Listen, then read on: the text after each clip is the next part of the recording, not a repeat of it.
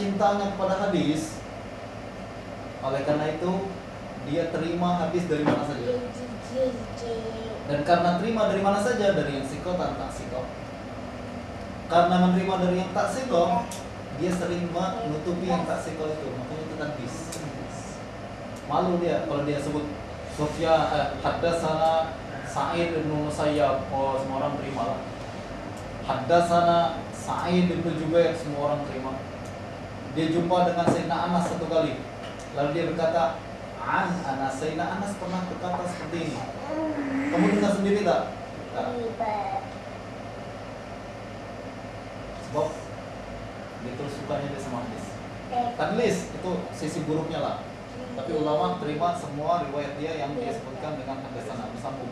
Lalu dia meriwayatkan hadis dari Mu'adzah binti Abdillah Al-Adawiyah, seorang ulama perempuan tabi'in, namanya Mu'adzah. Nanti kalau punya anak perempuan namanya Mu'adzah. Mu'adzah binti Abdillah Al-Adawiyah, Ummus Sahba Al-Basriyah, ahli Basrah, istri dari Silah bin Usaim. Silah bin Usaim siapa? Tabi'in, ahli ibadah juga. Wa kanat minal abidat. Perempuan ini termasuk sama dengan suaminya ahli ibadah. Kita ingin tahu bagaimana ibadahnya dia. Satu sedikit aja. Saya suka kalau meriwayatkan yang suka ya berkaitan dengan perempuan agar menjadi inspiration untuk perempuan-perempuan Singapura zaman sekarang.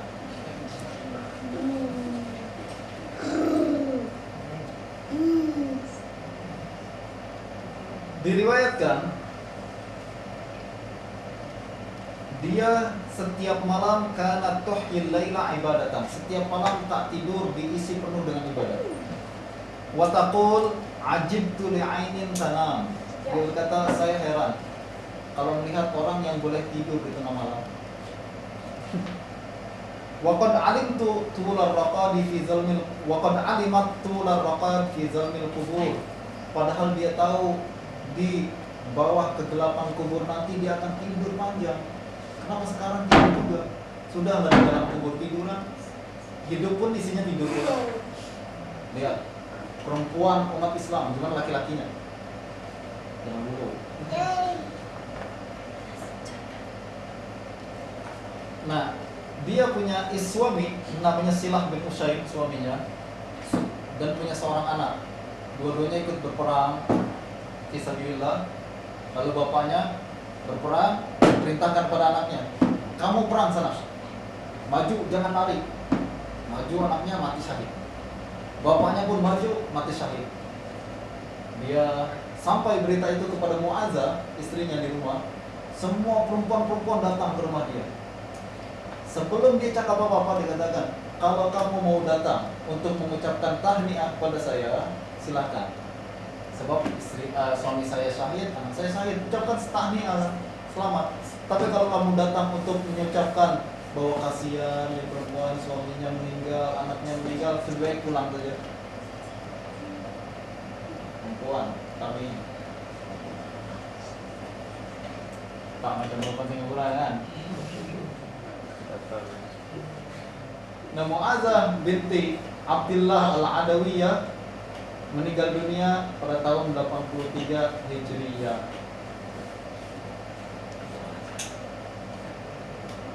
Dia sebelum meninggal seringkali berkata, wallahi ma ahibbul baqa illa li ataqarraba ila rabbi bil wasail. Kata Mu'adzah, saya sebenarnya tak suka panjang umur kecuali karena satu alasan saja, yaitu mencari wasilah agar mendekatkan diri kepada Allah Subhanahu wa taala. Makin banyak panjang umurnya, makin banyak ibadahnya kan. Saya tak suka panjang umur selain untuk makin dekat kepada Allah. La'allahu yajma'u baini wa baina Abi Sya'tha wa ibnihi fil jannah. Semoga dengan dekatnya saya kepada Allah, nanti Allah akan menggabungkan saya kembali dengan suami saya dan anak saya di surga. Paham ya? Nah, Siti Aisyah sudah lewat, Pak. Yang meriwayatkan hadis dari Siti Aisyah. Siti Aisyah nanti kita akan bahas di waktu yang lain. Imam Tirmizi berkata, hadisnya berarti sahih. Imam Tirmizi katakan hadisun hasan sahih, hadis hasan sahih kan. Dia berkata, wa alaihi al-amal 'inda ahli al-'ilm. Dan inilah yang diamalkan oleh para ulama. Yakhtaruna istinja bil ma wa in kana istinja bil hijara yujzi indahum. Mereka lebih memilih istinja dengan air sekalipun istinja dengan batu cukup menurut mereka. Fa innahum istahabbul istinja bil ma wa ra'awhu afdal. Mereka mensunahkan, menganjurkan istinja dengan air sebab itu lebih afdal. Itu pendapat Sufyan Ats-Tsauri, Ibnu Mubarak, Syafi'i, Ibnu Ahmad dan Ishaq. Bagaimana matanya sebenarnya, saya lupa tuliskan. Siti Aisyah berkata kepada para perempuan tabi'in, qal murna azwajakunna an yastatibu bil ma. Wahai perempuan-perempuan, perintahkan suami-suami Anda untuk beristinja dengan air. Fa inni astahyihim, sebab saya malu kepada mereka untuk memerintahkan istinja dengan air. Cakap buat laki-laki istinja dengan air, malu lah Siti Aisyah. Makanya dia perintahkan pada perempuan untuk perintahkan suami-suaminya istinja dengan air. Mengapa? Sebab Rasulullah SAW, fa'inna Rasulullah SAW karena yaf'alu, sebab Rasulullah selalu beristinja dengan air. Mengapa Siti Aisyah sampai berkata seperti itu? Perintahkan suami kamu istinja dengan air. Sebab laki-laki pada saat itu kebanyakan istinja dengan dan kata Imam Ibnu Abdul Bar, qala al-Khattabi fil hadis istihbabul istinja bil ma wa in kanat al hijarah mujzi'ah. Hadis ini menjadi dalil dianjurkannya bolehnya istinja dengan air walaupun batu cukup. Wa kariha qaumun minas salaf al istinja bil ma. Banyak sekali kaum sekelompok orang dari salaf, ulama salaf yang tidak suka istinja dengan air, memakruhkan atau mengharamkan, memakruhkan istinja dengan air. Qala Ibnu Abdul Bar wa huwa mazhabun ma'ruf 'anil muhajirin. Kata Ibnu Abdul Bar, ini adalah mazhab yang ma'ruf, dikenal di kalangan ulama sahabat di kalangan muhajirin. Sahabat muhajirin istinjanya dengan batu semua, air jangan. Mungkin air susah dapat waktu itu. Mungkin. Wa za'ama ba'dul mutaakhirin, kata Imam Khattabi, sebagian mutaakhirin, ulama tabi'in menyangka annal ma'a naw'un minal mat'um. Mengapa mereka tak suka? Sebab air sebagian daripada makanan. Mat'um. Seperti yang tadi kita katakan, air bagian dari makanan enggak? Nah, makanya ulama tabi'in sebagian memakruhkan istinja dengan air. Mengapa? Sebab air adalah makanan.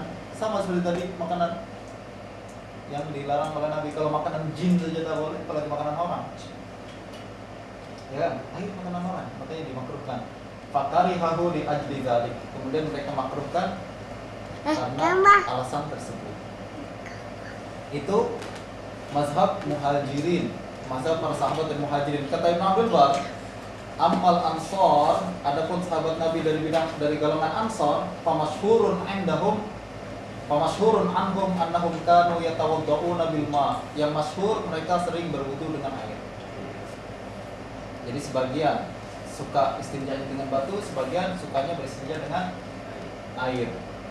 Dan semua ulama sepakat, kata Imam Badruddin Al-Aini dalam kitab Umdatul Qari Syarah Bukhari, "I'lam annahu qad tazaharat al-ahadits bil ikhbar an istinja'in Nabi sallallahu alaihi wasallam bil ma' wa bil amri bihi." Bahwa hadis-hadis banyak sekali yang menceritakan bahwa Nabi sering beristinja dengan air dan bahkan memerintahkan istinja dengan air. Apa alasan memakruhkan, melarang orang untuk istinja dengan air hanya karena alasan ini bagian dari makanan?